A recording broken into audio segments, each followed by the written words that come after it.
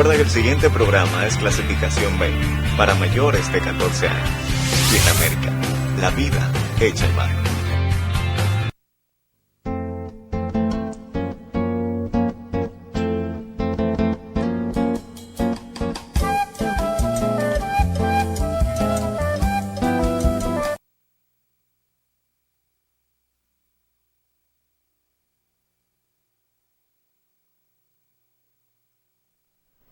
Saludos, país, voz para el cambio, esta ventana de compromiso con la patria, esta ventana de compromiso con el ideal del padre de la patria, de Juan Pablo Duarte.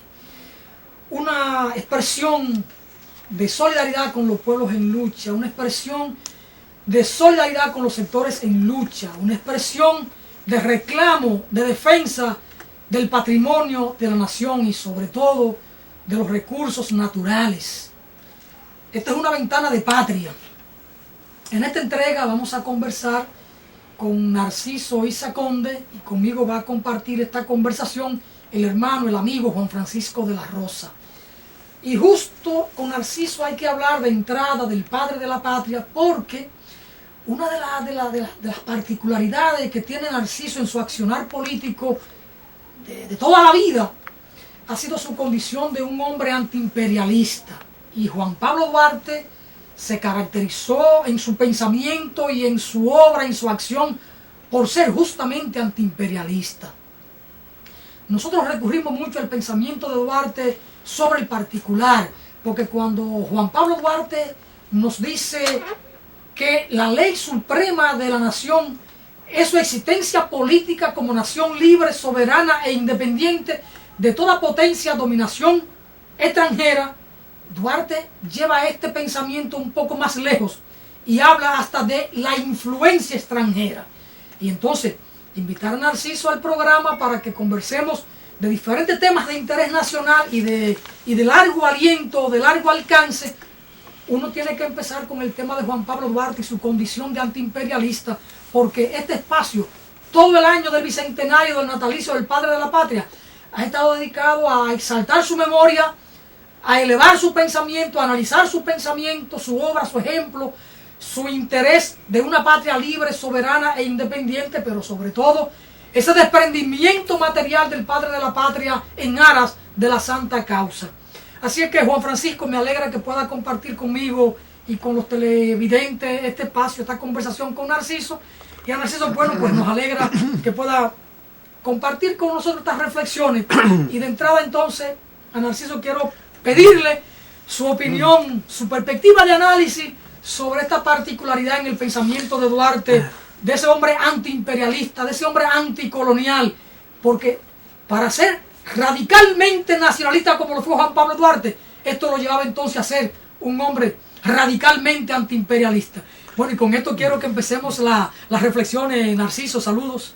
Qué importante es hacer referencia a los próceres de nuestra primera independencia, como le llaman algunos, en un periodo como este para nuestra América, ¿no? Pero además de esos próceres visionarios, podemos decir, que no solo combatieron estrictamente o defendieron el proyecto de soberanía estrictamente en los términos de la acción anticolonial frente al Imperio Español, sino que fueron previsores de lo que venía de ese imperio naciente de los Estados Unidos de Norteamérica. Y bueno, creo que tienen una vigencia extraordinaria porque el proceso fue precisamente truncado por la neocolonización y ahora por la recolonización neoliberal que ya dura varias décadas, ¿no? Y que todavía ha profundizado el tema de la dependencia y de la subordinación de una gran parte de nuestras naciones, pero como decía, en un periodo en que emerge con una fuerza singular los proyectos de la nueva independencia, de la segunda independencia, de la emancipación de nuestra América, ya vinculado no solo en la lógica de anticolonial, antiimperialista, sino también apuntando en dirección a superar el capitalismo dependiente, porque evidentemente el tema de la dependencia es un tema estructural en el capitalismo latinoamericano y caribeño. Duarte, como naturalmente Bolívar, como los grandes próceres de nuestra América, Martí, son los grandes precursores de este pensamiento. Y sin duda alguna hay mucho de duartiano en el proyecto emancipador de nuestra República Dominicana en el presente. Narciso, quiero llegar quizás a un extremo de la provocación con la presencia en el programa. Duarte, en el lejano 1838, cuando funda el partido político militar bajo la denominación de la Trinitaria, lo establece claro el principio antiimperialista, porque dice luchar por la separación del gobierno haitiano y a instaurar una república libre, soberana e independiente de toda potencia o dominación extranjera. Pero luego, cuando Duarte elabora el proyecto de constitución, establece este principio que yo comentaba en la introducción de esta conversación, que decía, la ley suprema de la nación es su existencia política como nación libre, soberana, independiente, de toda potencia, protectorado e influencia extranjera. Es decir, un hombre radicalmente antiimperialista. Pero meses después, en el mes de julio de 1844, cuando dan el golpe de Estado en la Junta Central Gubernativa, que tiene que responder una carta del diplomático inglés que estaba presente en el país, que se la remitió a la Junta Central Gubernativa el 8 de julio, y el día 9 es el golpe, y el 18 Duarte le da respuesta y le dice, porque es una carta que le requiere a la Junta Central Gubernativa que no se mueva con lo de la cesión de la Bahía de Samaná a Francia. Y Duarte le dice, su carta de protesta es inaceptable, un término radical. Si Duarte no transigía en eso, y le dice, recuerde que este es un gobierno nacional y todo el territorio de la República le pertenece al soberano, que es el pueblo, y no tenga temor que no se va a concesionar nada. Y cuando Duarte en 1864 dice, si he vuelto a la patria a protestar con las armas en la mano, no digo tan solo contra la anexión de mi patria España, sino hasta contra los Estados Unidos y contra cualquier tratado que tienda a menoscabar en lo más mínimo el interés nacional. Entonces, la provocación viene en el sentido siguiente, Narciso. Yo he dicho que Duarte fue, en su concepción antiimperialista, más radical que la izquierda de nuestro tiempo. Porque Duarte, en esa concepción decía hasta de la influencia extranjera. Y nosotros, en estos tiempos, unos éramos abanderados del modelo chino, y de ahí se llamaban los pro-chinos, otros del modelo soviético, entonces eran los llamados pro-soviéticos, otros eran los catristas o los pro-cubanos, e incluso he dicho que había hasta un sector de nuestra izquierda que eran los llamados pro-albaneses, los estalinistas. Entonces yo he sustentado la tesis, quizá un poco peregrina de mi parte, un hombre como yo, de la Peñita de Dajabón, ¿verdad? Y he dicho, Duarte fue en su concepción antiimperialista mucho más radical que la izquierda de nuestro tiempo. Y ahí requiero entonces, con esta provocación, la opinión de Narciso. No sin dejar de reconocer que incluso esa izquierda, con esas líneas seguidistas de dependencia respecto a determinados centros hegemónicos o referencias hegemónicas para ella, tuvo también una impronta antiimperialista, especialmente respecto a los imperios capitalistas y especialmente a los Estados Unidos de Norteamérica. Eso hay que reconocérselo, pero me pongo de acuerdo contigo, más porque en nuestra matriz, como PCD, hubo una lucha muy importante alrededor de este tema que tú decías, y ya antes de la Revolución de Abril del 65, cuando se inicia un proceso interno en el PCP, estuvo planteado el tema de la necesidad de romper con el seguidismo, de independizarnos en la política internacional y en el proyecto de propuesta para nuestro país de esas referencias, especialmente en nuestro caso de la Unión Soviética, pero también apuntando, en estos días les releía el documento autocrítico, el tema chino, incluso posteriormente hasta el propio tema cubano, ¿no? sin comparar a Cuba, porque Cuba nunca ha sido una potencia, ¿no? Ha tenido un influjo. Es decir, la necesidad de ir a las raíces de nuestro proceso y de pensar en un tránsito al socialismo con sabor, con savia criolla, ¿no? Con savia nacional, con savia de soberanía nacional y de soberanía popular. Creo que también hay que reconocerle al Moreno, en el caso del MPD, el gran esfuerzo que hizo en la batalla contra lo que él llamó el colonialismo ideológico de las izquierdas, ¿no? Creo que eso fue un aporte importante. De todas maneras, ciertamente ha gravitado demasiado sobre las izquierdas del siglo XX, las izquierdas históricas, no solo en nuestro país, sino en toda América, esa impronta eurocentrista en algunos casos y euroasiática en otras sobre todo. Todo este tema no solo de la dependencia respecto a los soviéticos en sentido general, sino de las corrientes estalinistas, de la corriente trotskista, de la corriente maoísta, después pro-albanesa. Todo esto ha marcado y sin duda ha desarraigado en buena medida, contribuyó a desarraigar la izquierda. Yo creo que tú apuntabas además, tú hacías una referencia de un criterio de Duarte cuando habla de Haití, dice la separación de Haití. Qué preciso es esto, ¿no? Porque ahí estaba implícito un reconocimiento a la primera revolución en favor de soberanía y en favor de liberación social, que fue la haitiana en nuestra América. Son circunstancias muy particulares que nos vamos a analizar que llevan al régimen haitiano a la ocupación. Y yo creo que al desconocimiento de que ya se había formado una identidad dominicana y que esa identidad dominicana iba a reaccionar. Pero evidentemente Duarte estaba mucho más allá de esto. Estaba mucho más allá de lo que era romper y separar la República Dominicana de la dominación de Haití. Estaba mucho más allá, estaba allá con todo el tema que tú dices de soberanía frente a todos los colonialismos, frente a todos los imperialismos, apuntando contra Francia, apuntando contra Estados Unidos, el tema de las bases militares, de la concesión de la península de Samaná. Y qué oportuno es todo esto a la luz de un país concesionado, como el que tenemos, ¿no? Concesionado a las grandes corporaciones mineras, en una época en que las corporaciones minero-energéticas se están tragando gran parte del primer mundo, no solo aplastando soberanía, sino destruyendo prácticamente estos países. Entonces hay que volver con fuerza, hay que volver a Duarte, hay que volver a Bolívar, hay que volver a San Martín, hay que volver a Martí. Creo que también podemos encontrar ideas en términos éticos sin llegar al punto en que neguemos que de todas maneras todo esto correspondía también a corrientes mundiales. En Duarte hay un pensamiento liberal avanzado que tenía una impronta también, tenía impronta eurocéntrica, en el sentido de que eran las teorías dominantes en esa época, ¿no?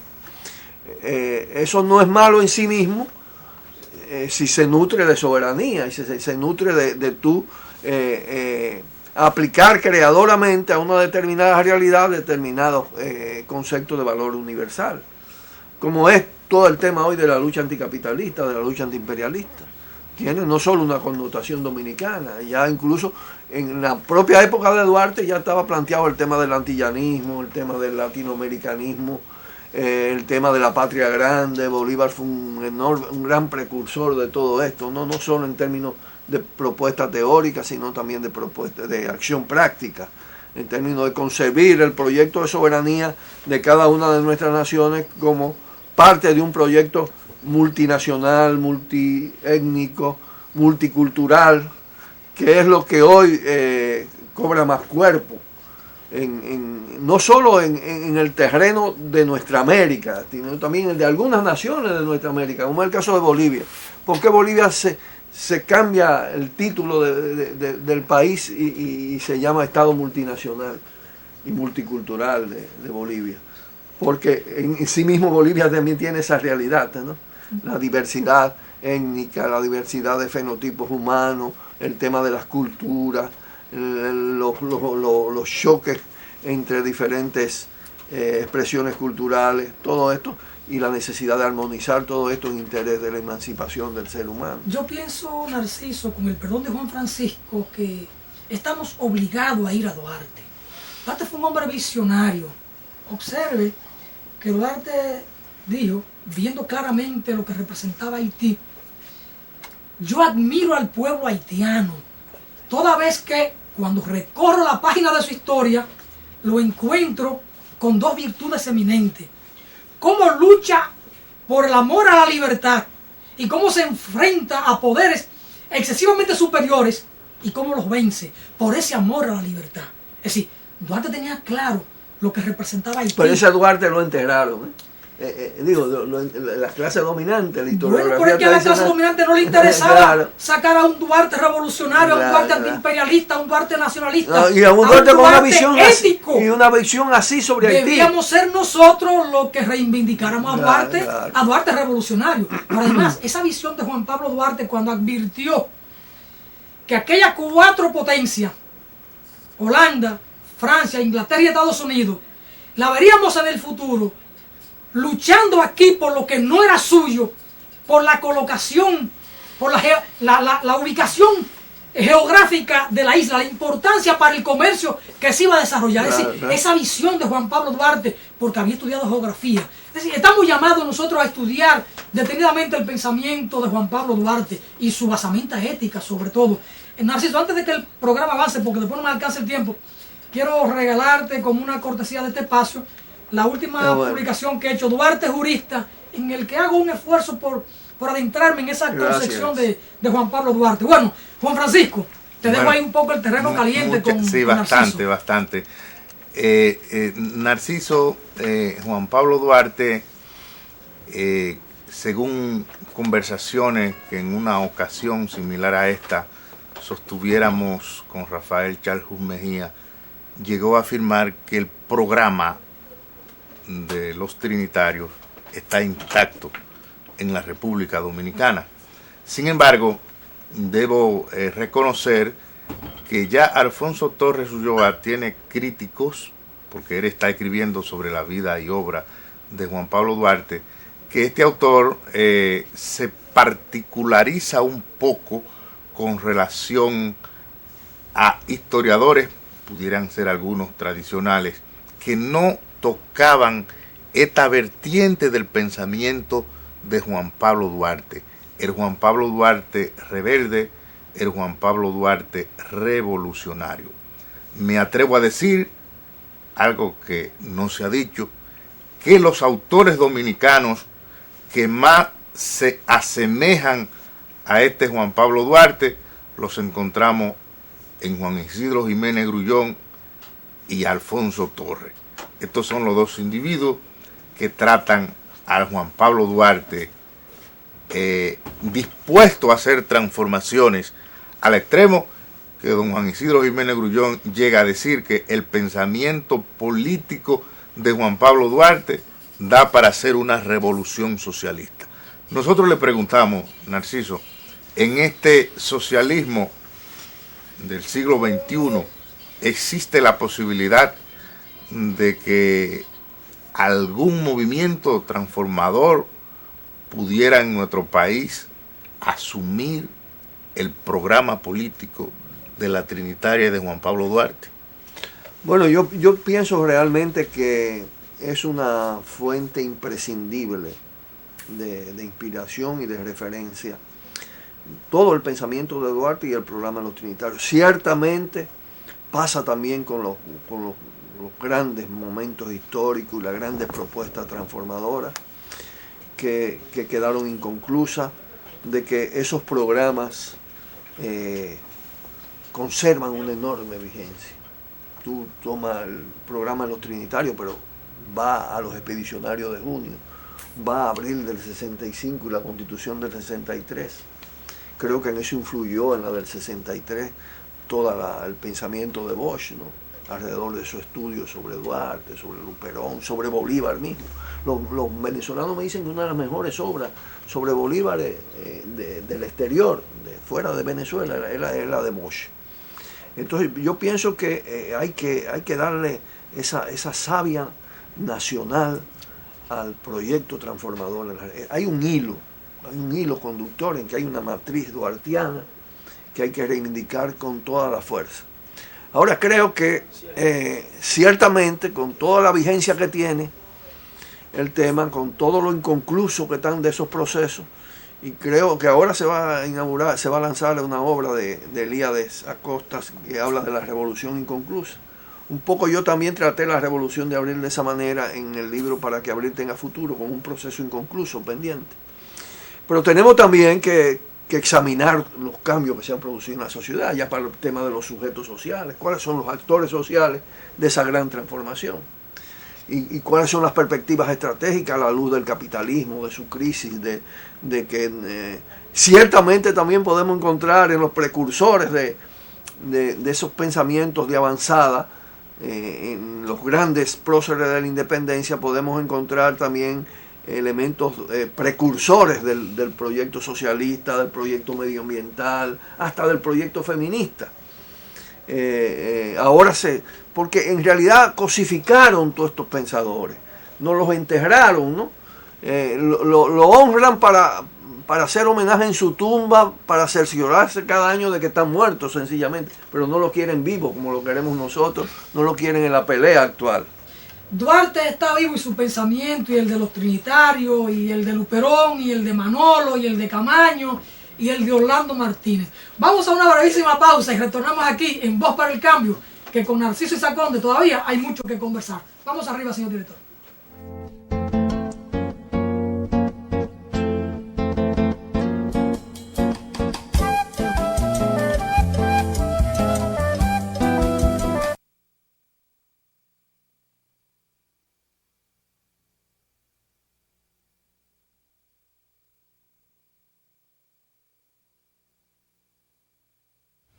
Cuando usted vaya a comprar o vender una casa, un apartamento o un solar, piense en Felga S.A., una compañía de bienes raíces con criterio muy profesional.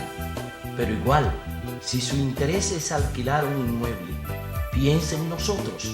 Felga S.A. está ubicada en la calle Ramón Santana, esquina Máximo Gómez, en la zona universitaria, con los teléfonos 809-682-7202, 809-688-5593. Recuerde que para comprar o vender o alquilar su casa, piense en Felga S.A. ¿La inversión en educación para sus hijos ha valido la pena? El Centro de Formación Los Clavelines es una institución educativa orientada y auspiciada por la Fundación Los Clavelines Incorporados. Tenemos como lema: innovamos para la calidad educativa. Siendo una escuela asociada a la UNESCO, trabaja una buena planificación, logrando siempre sus objetivos de educar con calidad para la vida y para vivir. 29 años de experiencia nos caracterizan. Únete a la gran familia Clavelines.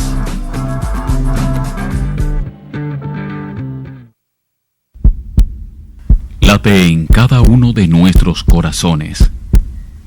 Merecemos una UAS mejor. Iván Grullón, rector. Nino Félix, vicerrector de Extensión 2014-2018.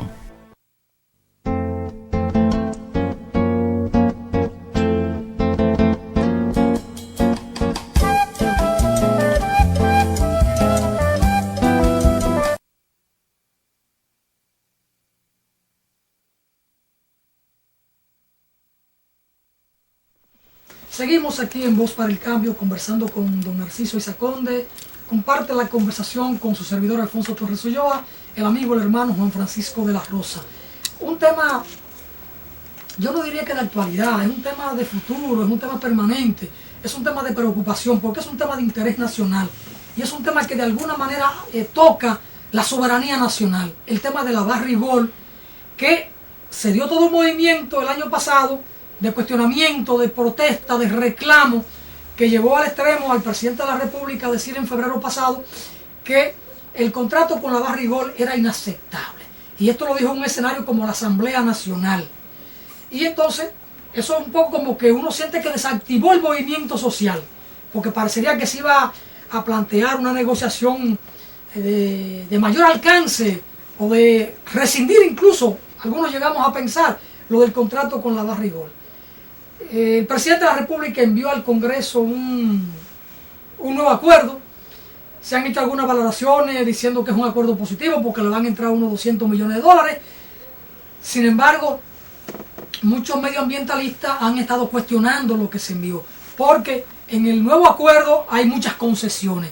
Entonces quisiéramos ver con Narciso las observaciones, las valoraciones que tiene sobre el curso que han ido tomando estas cuestiones con relación a las negociaciones con la Barrigol y la actitud final del gobierno, y hasta dónde está desactivado un movimiento social de cuestionamiento, de reclamo al gobierno con el tema de la Barrigol, que arrastra otras cuestiones de carácter medioambiental. Sí, yo pienso que ciertamente la posición de Danilo Medina y de su equipo de gobierno estuvo dirigida a desmontar la línea ascendente de lucha por la recuperación de esos recursos, ¿no? Y de defensa del ambiente, del sistema ecológico nacional. Un planteo radical, verbal, ese 27 de febrero, al que tú hacías alusión, inaceptable, termina modificando ese contrato, pero también en términos inaceptables. ¿Por qué digo en términos inaceptables? Porque se concentró fundamentalmente la lógica gubernamental en el tema de los ingresos para el Estado dominicano y también en términos sumamente limitados. El Estado dueño de los recursos. Sin embargo, no tiene una sola acción en la mina en el nuevo contrato. El Estado no es accionista. No es accionista y en consecuencia no tiene a nadie en su consejo directivo, en su gerencia. La Barrigol tiene el control administrativo. Yo recuerdo que James Petra me decía a mí, en una conversación que tuvimos, hablándole yo de los temas aquí, esto de los mineros y las acciones y todo esto, y el tema de la privatización, me decía, no, a mí me pueden dar las acciones que sean, pero si me dan la administración es lo fundamental. Entonces Barrigol tiene la administración de esa empresa. Pero no solo eso, sino que además aquí hay un problema de soberanía clave, soberanía sobre los recursos. Porque ellos pueden hacer todos los manejos a partir del control de la gerencia. Pero además hay lo siguiente, todo el tema ambiental queda absolutamente intocado. Se reproduce el contrato anterior.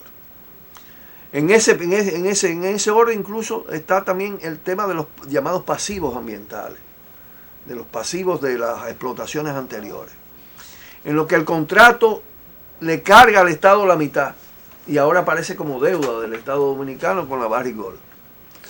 El tema del suministro gratuito del agua de la presa de Atillo a niveles tales en que pueden usar el agua hasta las cotas más bajas de la presa, pudiéndole provocar daños terribles, está totalmente intocado. Eso no se modificó en nada. Como no se modificó en nada absolutamente todo el tema del manejo tecnológico con el tema del cianuro.